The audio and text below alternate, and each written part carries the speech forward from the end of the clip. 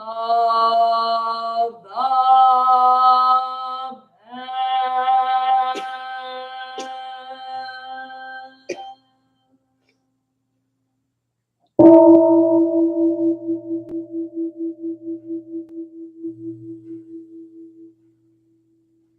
mind calm, body at ease, breathing quiet, sentiment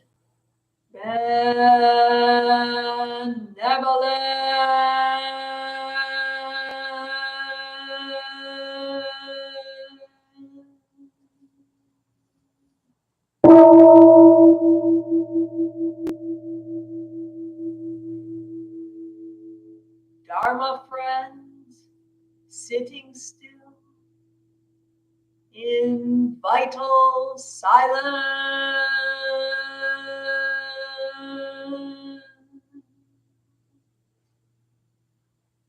Wanting nothing, we practice eco-Buddhism together.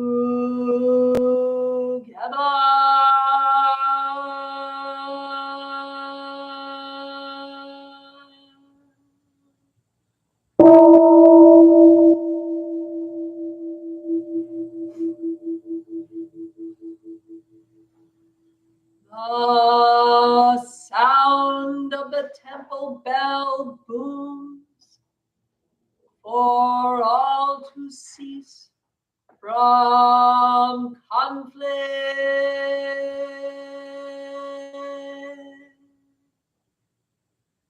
May the way of Buddha usher in the dawn of non-violent global village forever.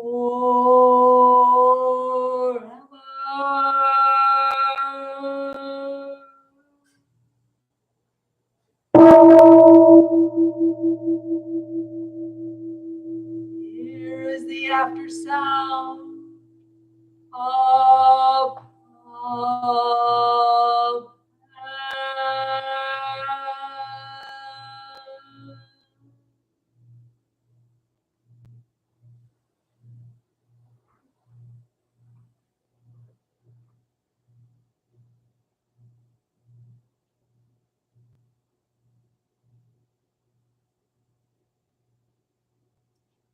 thunder of silence, light after Dharma rain.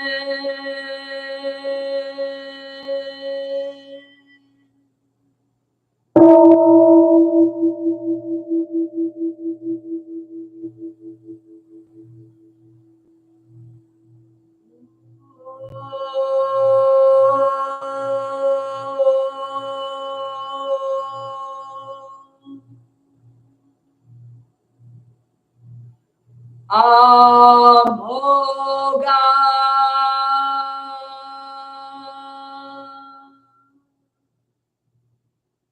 Varochana Mahamudra.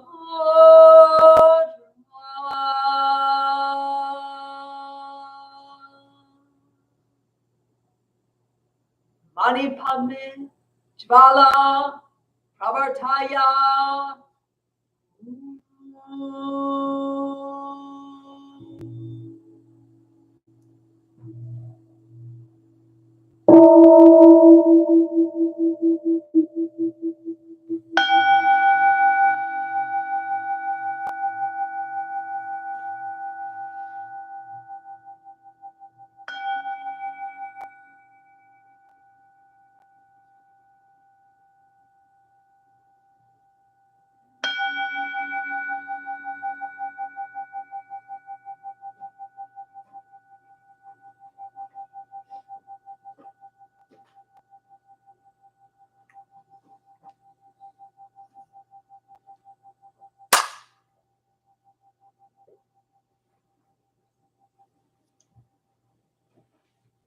Please stand for the chanting of the three refuges.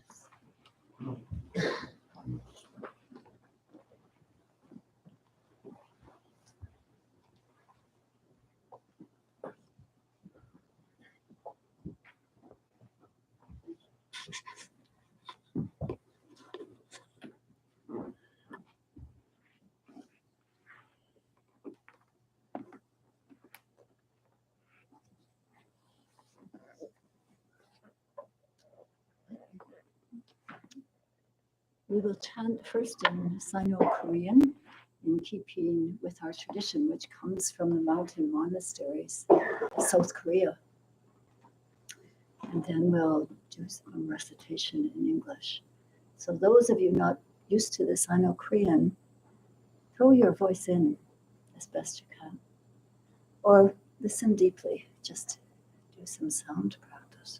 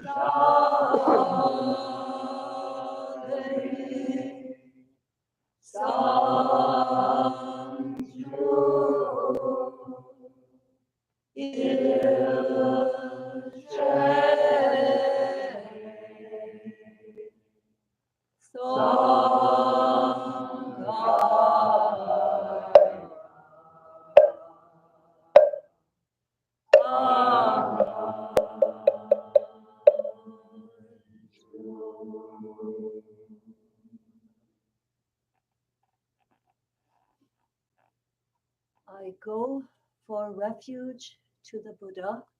I go for refuge to the Buddha, And resolve with all beings. and resolve with all beings. I will cultivate a heart of enlightenment.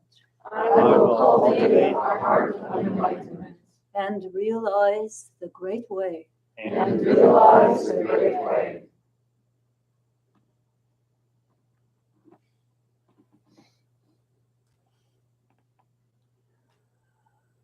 I go for refuge to the Dharma.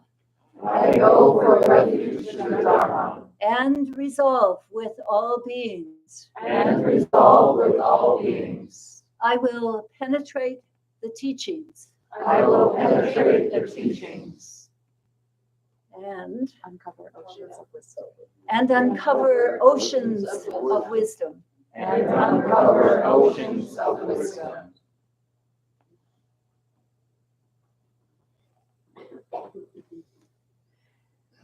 I go for refuge to the Sangha I go for refuge to the Sangha and resolve with all beings. and resolve with all beings.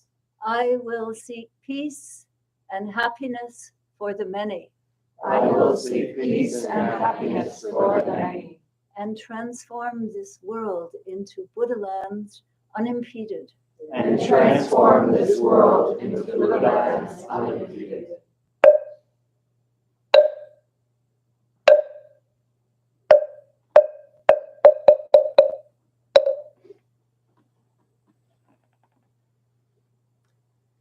Hayan, could you please light the peace candle for us?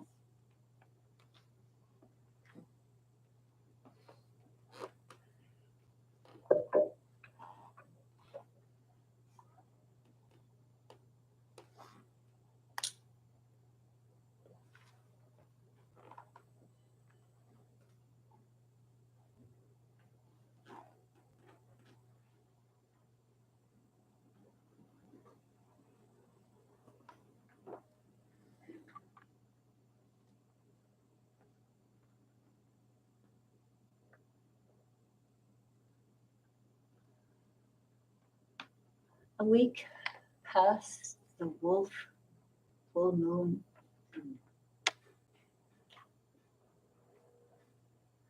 People gathering around the world. We see pictures on media with signs, cease fire. And we come here, also seeking peace, understanding that it first comes from within. So welcome, brothers, sisters, friends. We will do a special reading from Jodhwa right now. It's homage to the Bodhisattva of great compassion, which is embodied by this statue, and in our Korean tradition called Kwanseum Posel. And there's a picture. Did you get it, Joe? Yeah. Could you hold it right up, Godbook? There's a picture of Kwanseum Posel depicted with many arms and many eyes, creating a body which includes all our eyes and hands to be of assistance, to see where there is suffering and to go and do what needs to be done. Thank you. You can put it down there. So this is the statue which we recently got from our Chicago temple. It had come there from Korea. And we wanted to have it as they do on the altars in Korea, along with our Jijang Posel. And I will share about Jijang Posel at another time. For now, Jodhwa, please come up. She is going to read about Kwanseum Posel, an invitation to the Kwanseum Posel, the compassion which is within each of us. It's an innate quality. So this statue represents the innate quality of compassion within us. So bring your hands palm to palm as you listen and be in touch with that quality of compassion within yourself. We invoke your name, Kwanseum Posel. We aspire to learn your way of listening in order to help relieve the suffering in the world. You know how to listen in order to understand. We invoke your name in order to practice listening with all our attention and open-heartedness. We will sit and listen without any prejudice. We will sit and listen without judging or reacting. We will sit and listen in order to understand. We will sit and listen so attentively that we will be able to hear what the other person is saying and also what is being left unsaid. We know that just by listening deeply, we already alleviate a great deal of pain and suffering in the other person.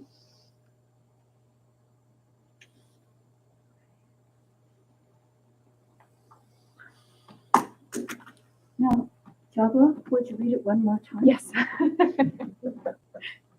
Just because sometimes we just have to hear again in order to really deepen it. Yeah.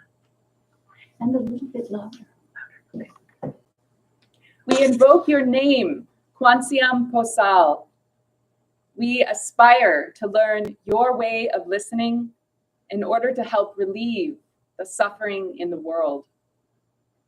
You know how to listen in order to understand. We invoke your name in order to practice listening with all our attention and open-heartedness. We will sit and listen without any prejudice. We will sit and listen without judging or reacting. We will sit and listen in order to understand. We will sit and listen so attentively that we will be able to hear what the other person is saying and also what is being left unsaid. We know that just by listening deeply, we already alleviate a great deal of pain and suffering in the other person.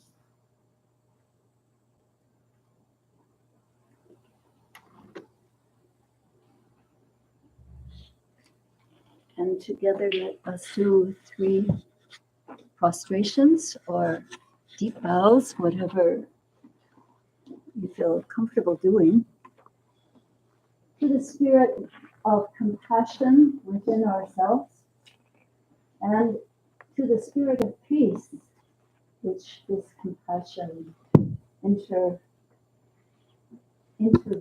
with.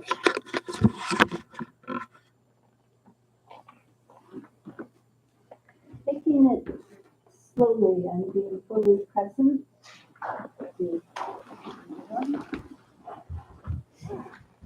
Focusing your eyes, your hands,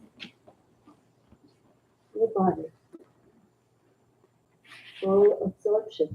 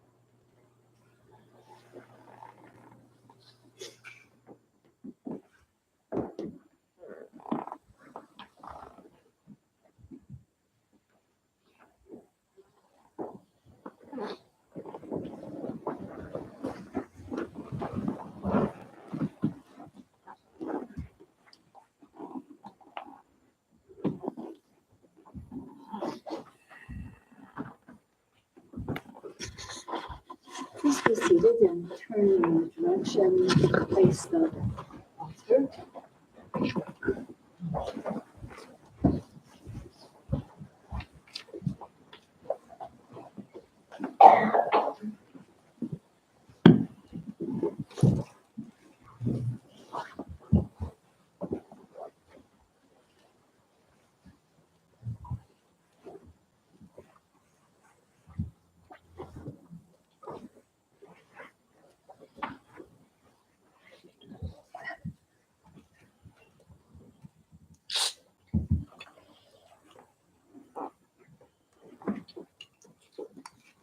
Last week I shared that we would be continuing with our talk, our reflection, our understanding of the situation in the Middle East, Israel and Gaza, with another person. Last week we had Asfa Baba from Tantre Farms, and who was a resident of the temple many years ago for a few years. And now we have Kathleen Anzik, who has really been a member of the temple for the last about 40 years. I can remember when she was here with her kids, Eva and Lauren, when they were just running around toddlers. And we were trying to get the temple going together, really. So she's a really valued senior member of the temple. She asked me to say she is not a historian and she's not a scholar, as she speaks with us this morning. She is really a sincere person who tried to see things clearly and be helpful. And she will speak for herself. You will understand what a special person. Welcome. Please. Thank you, dear. It's beautiful to be at the temple. My husband and I, this is the first place we came to learn to meditate in 1982 when we were moving to Grass Lake from Detroit. And I have just so many incredible memories of that time and of Peace Camp and the kids running around. I'm very grateful to be here.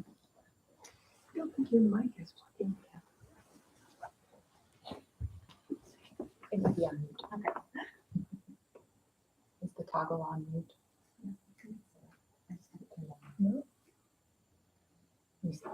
How many needed to be a little louder? Yes. Could you two also maybe speak? Somebody raised their hand. I think it does need to be a bit louder. I'll speak a little louder. It's better now. So I'm speaking from my heart.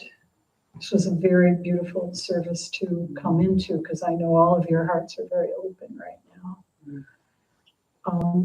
I have a son who grew up in the Buddhist tradition, who is now a Hasidic rabbi in Jerusalem, in the Bretzloff tradition. And he lives there with his wife and 5 children. And I have been to Israel about 8 times in the last 12 years. I have formed a very close relationship with the Thich Nhat Hanh Sangha in Jerusalem. I've been on retreat with them and have formed some very dear, close relationships and have been speaking with them in these past few weeks. And so I really come to share more like personal stories about what people are going through, what they're feeling, and a little perspective on these people in the Jerusalem Sangha, in this Israeli Sangha. These people have worked their entire lives for peace. They have worked their entire lives, and many of them, most of them, are generational survivors from the Holocaust who had multiple families, members killed, and whose parents survived, or grandparents, in order for them to be present. So I guess I just want to say out of the gate that we all know there is great suffering among the Palestinian people and the Jewish people in the land of Israel and Palestine. Great suffering on both sides. I will be speaking more because of my experience with Jewish Israelis.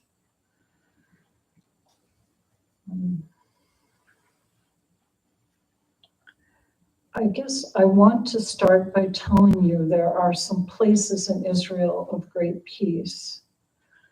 There is a village that was founded 50 years ago. It's called Oasis for Peace, Wahat al-Salam Niv Shalom. It's the Arabic and the Hebrew. It was founded by a Catholic priest who was born a Jew. And there are 70 families living there. And there are, I think, 300 families on the waiting list to get in eventually. It has a primary school.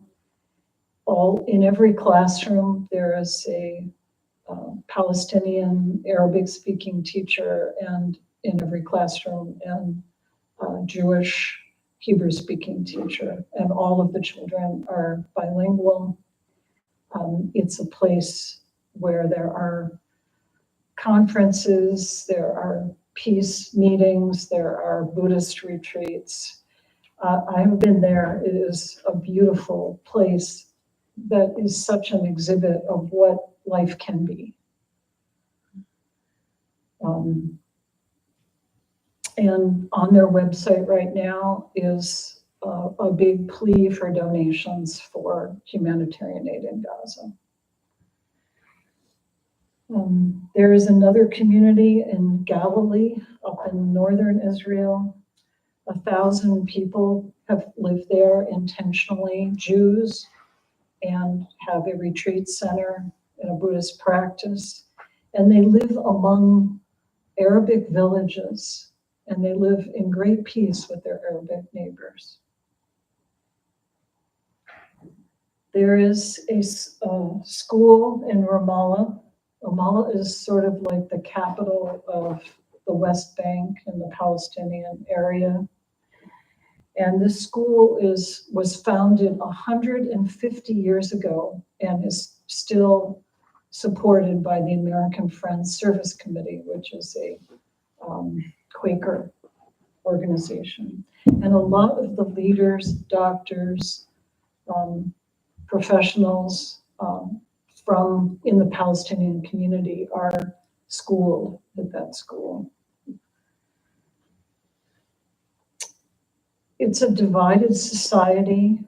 In most places in Israel, there's Jewish neighborhoods and there's Arabic neighborhoods.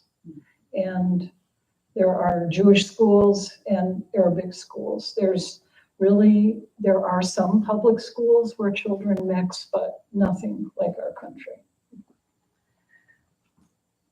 Interestingly, the place where you see the most mixing in the society and you see great peace is in the medical system. I had my oldest granddaughter, when she was 7 weeks old, fell and her head hit the cement. And we had to go acutely to the hospital. And there were doctors wearing hijabs, the full clothing of many of the Muslim women. There were people in miniskirts. There were men with payas and yarmulkes. There was every type of Jewish, Muslim, Christian person you could imagine. And we were on a ward with 10 children overnight. Everyone had a parent with them, sleeping in a chair or on the floor. And we were all there mixed together. And the people taking care of us were every stripe of the society. And that is probably the only institution where you will see that kind of real integration and peace in Israel. It's really quite astounding.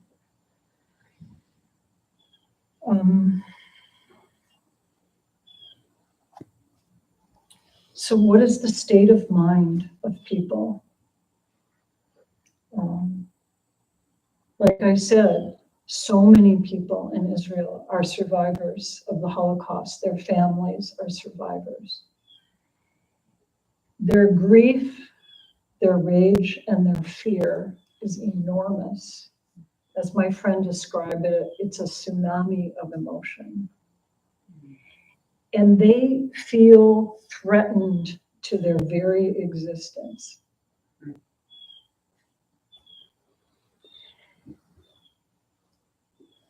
The events of October 7th are violent, but they weren't just violent. They were very cruel.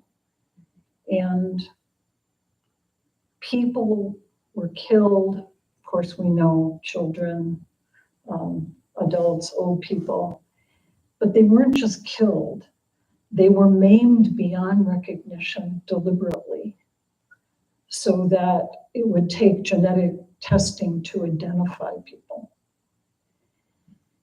And it was found at one of the sites, written directions from Hamas that this is what should be done. And I think that that level of cruelty has just terrified people.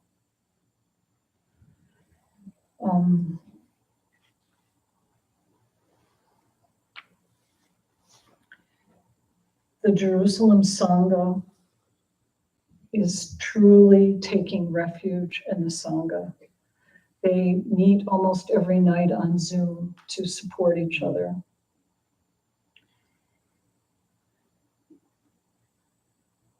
Five days before October 7th, there was a big meeting which happens regularly, and I think it's a demonstration for peace as well. It's an organization of Palestinian and Jewish women.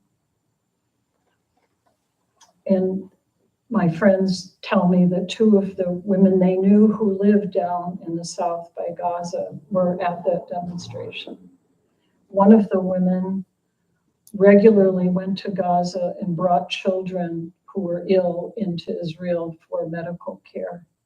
They were both peacemakers, as many of the people living along the border were peacemakers.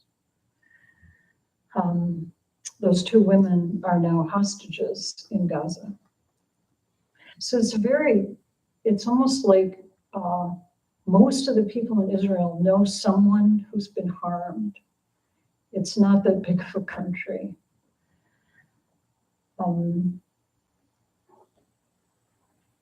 But I also, this is what they're telling me is sustaining them, are these stories. And this story is so powerful. This is about a woman named Maya who was at the music festival on the border on that day. And so as the fighters came with their machine guns, she and her friends were running away. And as they were running away, she saw in front of her, she saw her friends one by one falling as they were shot. And so she decided to fall into a bush. And it's a desert, so it's not like she could really hide well in the bush because they're not that kind of bushes, but she just landed on a bush and she did not move a muscle for 6 hours. She was a meditator. She was in her late 20s or so. And Maya followed her breath. She followed her breath into every part of her body.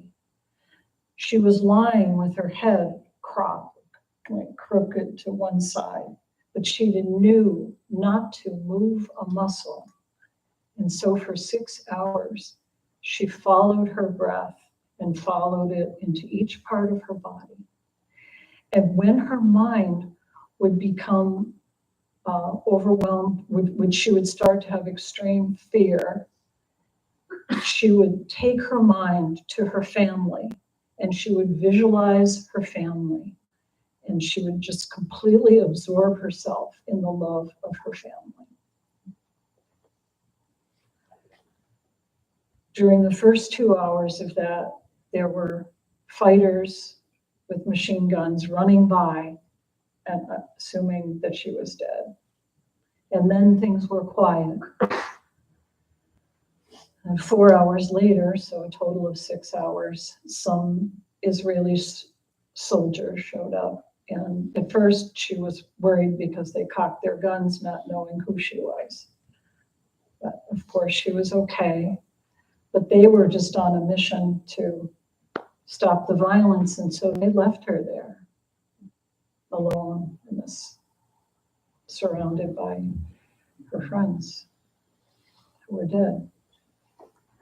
And a white van came by a short time later, and a man got out who was a Bedouin, who the Bedouins were shepherds and wandered in that whole area and still live in small villages in the more rural parts of Israel. And they live near that border. And so this Bedouin man got out of his van and said, I can help you. I can help you. Let me take you wherever, I can take you wherever you want to go. And Maya looked in his eyes and she saw great compassion and she trusted him. And he took her to her family. And in fact, many Bedouins were doing the same thing, completely on their own, completely spontaneously. They were getting in their vehicles and driving around picking up the survivors.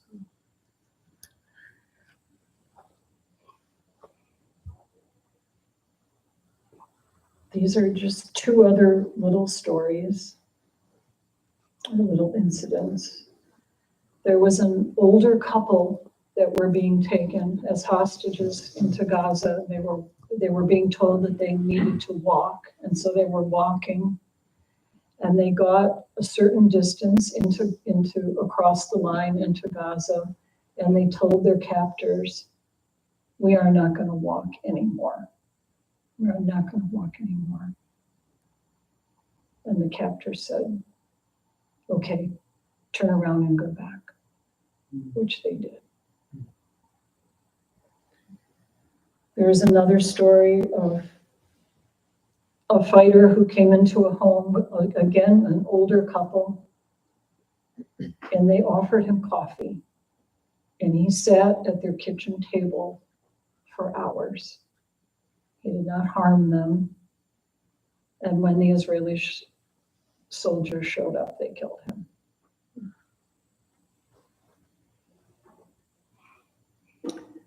On Friday, I got a call from my good friend who's in the Israeli Sangha to tell me, she left a message on my WhatsApp. She said, it was this beginning, it was getting close to the Sabbath. The Sabbath begins on Friday night.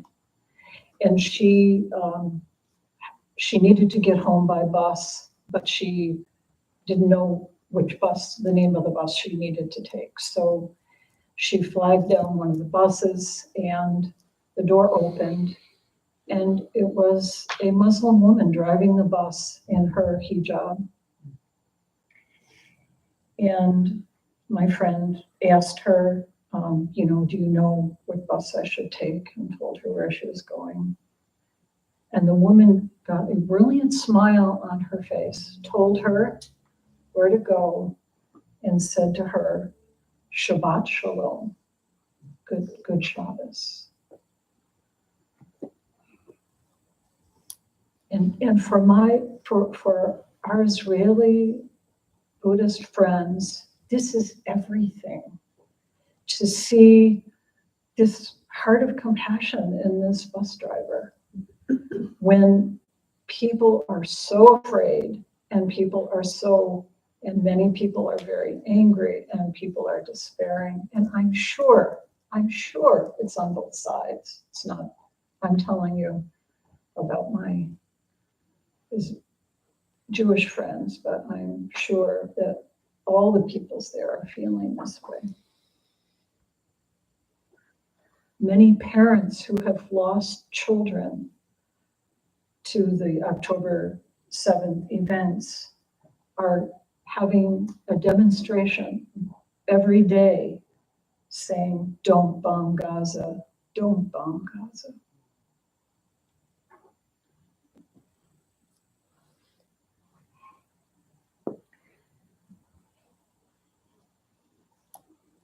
There are people on both sides and leaders, not all leaders, but significant leaders on both sides who believe that they should have the land.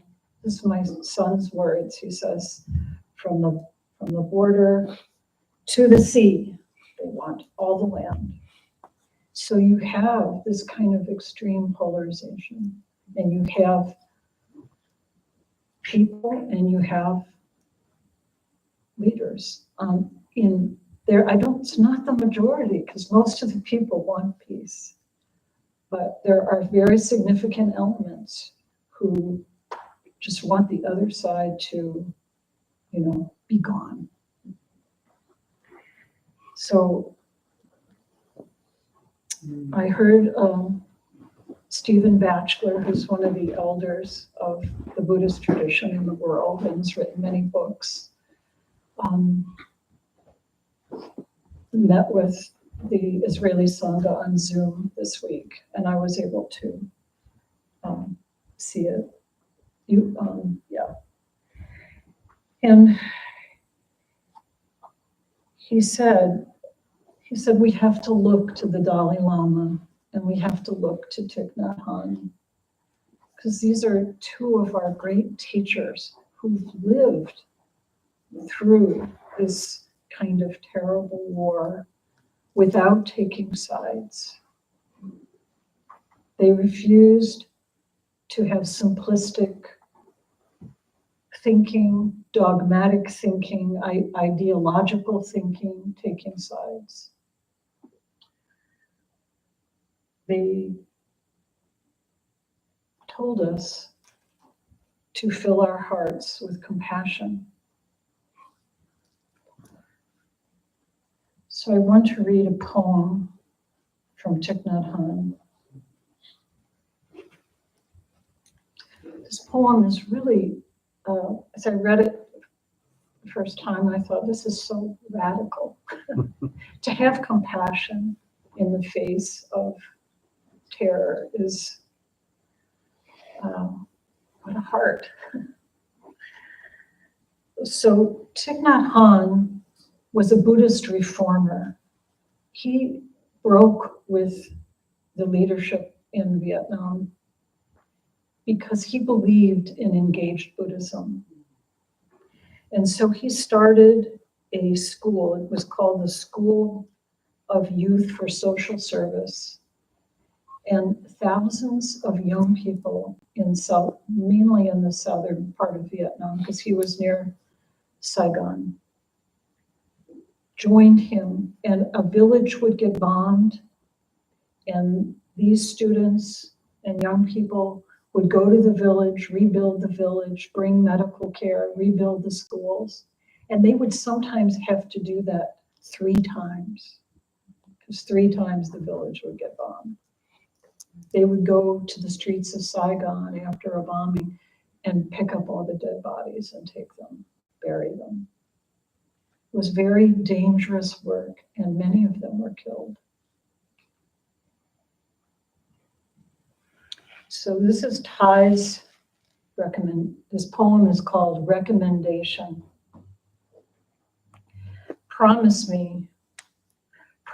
me this day, promise me now, while the sun is overhead, exactly at the zenith. Promise me. Even as they strike you down with a mountain of hatred and violence, even as they step on you and crush you like a worm, even as they dismember and disembowel you, remember, brother, remember, man is not our enemy. The only thing worthy of you is compassion, invincible, limitless, unconditional. Hatred will never let you face the beast in man.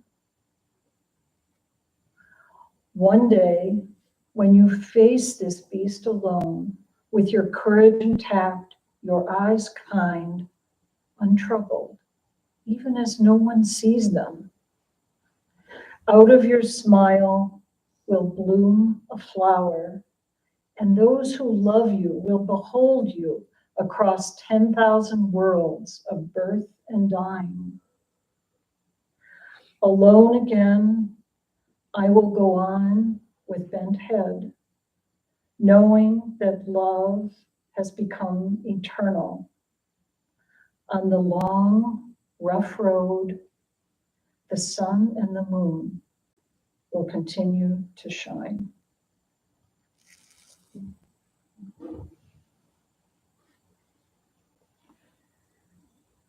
This is a commentary that Ty wrote.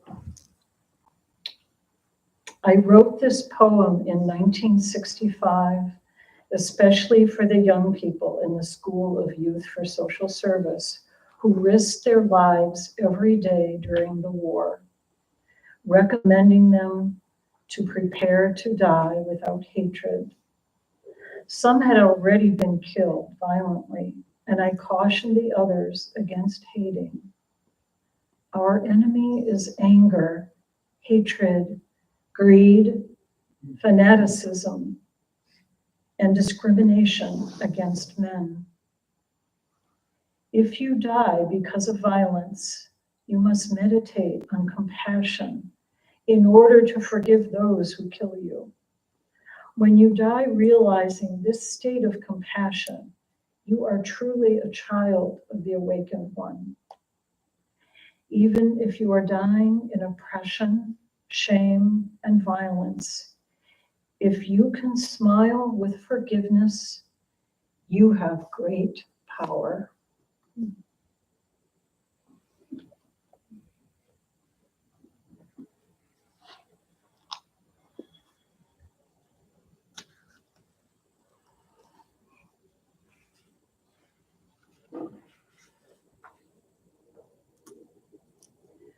Just wanted to read one last quote, and it's from the Greeks 2,000 years ago. Let us dedicate ourselves to tame the savageness of man and make gentle the life of this world.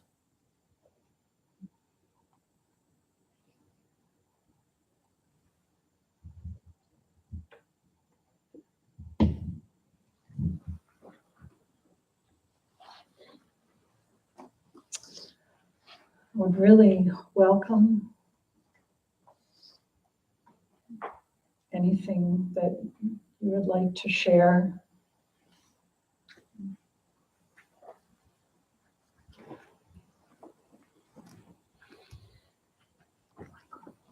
Maybe we should have a short meditation to digest a little. Can you ring a bell?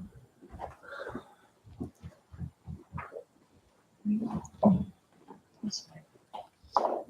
For a couple of minutes and do some breathing.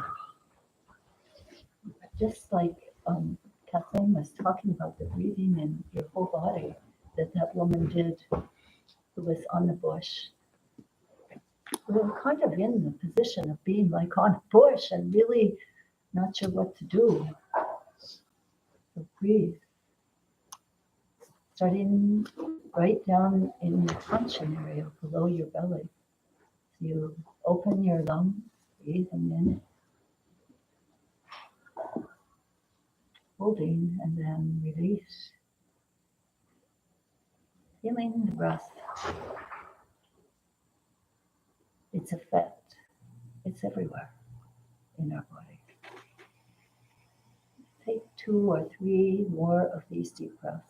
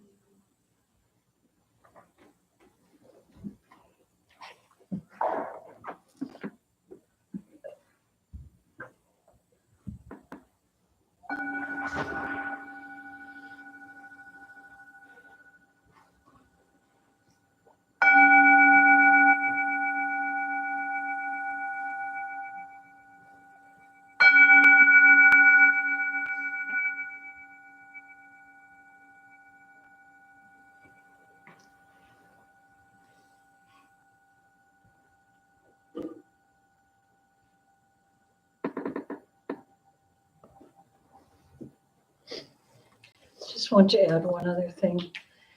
At one of the Zoom sanghas,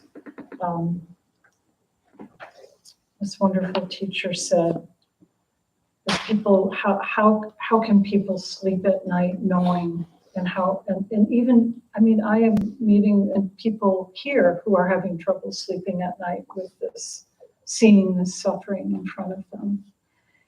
And what he said is, we can offer acts of compassion right where we are in our lives. We can listen to someone who's full of rage, or listen to someone who's really confused, or whatever. And then we can lay down at night and we can rest. And I think about those of you who are students on campus and seeing, hearing perhaps anti-Semitism, hearing different points of view and anger, and you're on the front lines. You're on the front lines of listening. And I bow to you.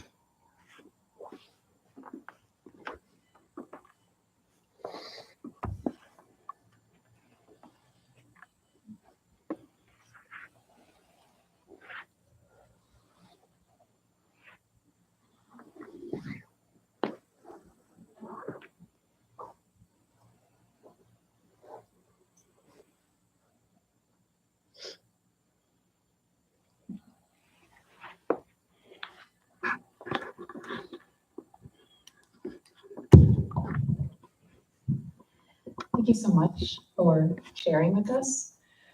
A couple of weeks ago, Haju had sent an email to those of us who are clergy here in Ann Arbor, sharing a letter that another Buddhist group had sent out, kind of just acknowledging the suffering of what is going on. And it's been kind of a koan practice, because I think I didn't respond to your email because I didn't know what to say. I think it was a question of, how can we respond? How can we show up? And I didn't have a good answer. And yet the question is something that I've been meditating on quite deeply the last couple of weeks, and thinking about what is the Buddhist response? What is it that we're hoping to share and model for people who come here, not knowing maybe what you're going to find on a Sunday morning.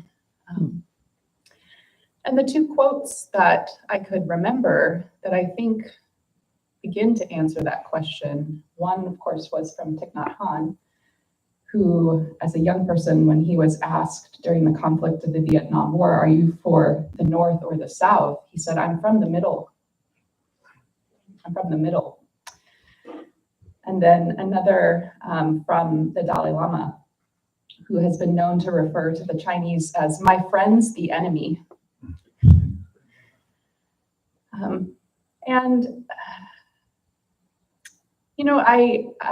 The rational part of my mind, who has many political opinions, wanted to try to turn those answers into some type of solution.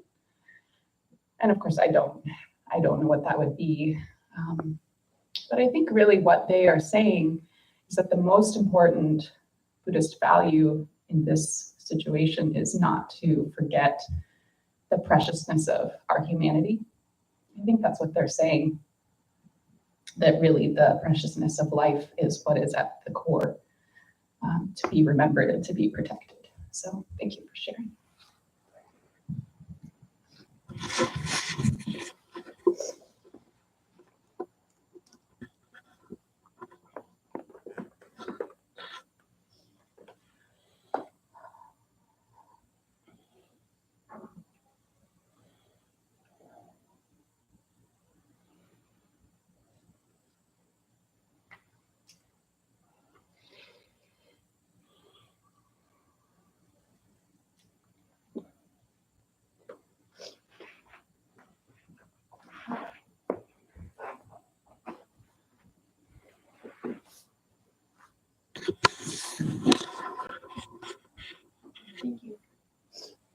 much. So we see it on the news or read USA Today or whatever and try and understand the scope of it, but to hear your personal stories, just bring it to another level. So thank you so much.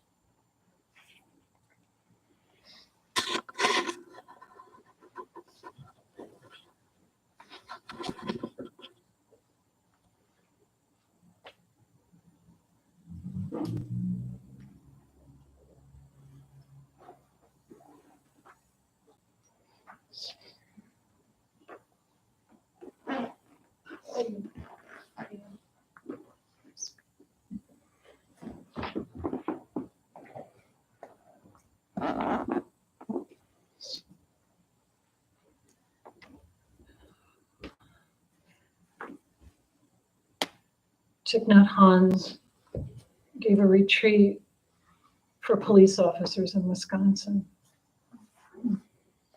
And they asked him, you know, well, we carry guns. And Thich Nhat Hanh said, yes, sometimes that's needed. I think sometimes we forget how complex the world is, how things are not black and white. And the path forward for Israel and Palestine it's very painful because there have been people in those societies trying to make a two-state solution for a long time. And it's not going very well. But of course, that's what we all pray for. And I just think of the Buddhist concept that's so important for me, not knowing. Not, are you sure? Are you sure? Just leaving our minds open. Not knowing, are you sure?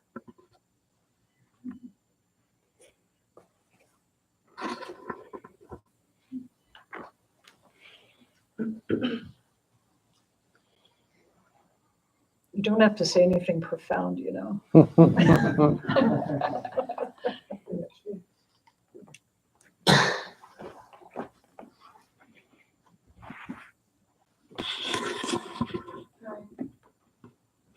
I don't think it's turned on. Oh, try the toggle again. There you go. Okay, thanks for the permission to say something not profound. Yeah, I don't know. I just noticed coming in here and like listening to the story, I started to feel like some resistance and like thinking like about, oh, you know, this is one side of the story and what about the other side, and you know, who's suffering. I don't think it matters who's suffering more, who's having like worse things, you know, happening. And I think for a while, or I don't know, I can tend to quickly go to this black and white thinking of, okay, who's more oppressed? Let's just focus on that, and if we focus on that, then we can all be free. But I think that those types of thinking do cause a lot of division and extreme polarization. And I don't know, it's really hard to think of like what is the solution and what is the best thing to do. And I don't think there's much I can do. But I just wanted to acknowledge